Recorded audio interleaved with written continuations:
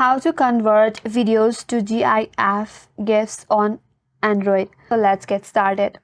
First of all, open up the Chrome application in your mobile device. Then navigate to search bar.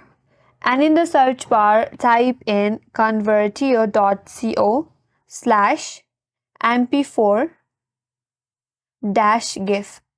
After that, you will land on this official web page of Convertio, which will help you to convert your video to a GIF on Android. There you will have a button that says choose file, tap on it. After that, you have to choose your video. Either you can record it from your camera or simply choose from your gallery. So I will just go with the gallery. Tap on media picker. Then navigate to your video. I have this video right here.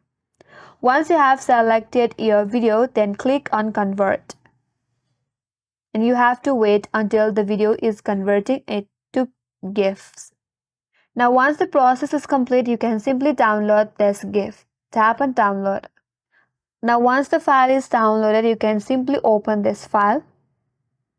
And if you go to download, there you can see the GIF has been downloaded in your device and a video is converted to a GIF. So that's how you can convert a video to GIF in Android, and that's all for today's video. Hope this video helps you. If you are new to our channel, make sure to like and subscribe, and thanks for watching.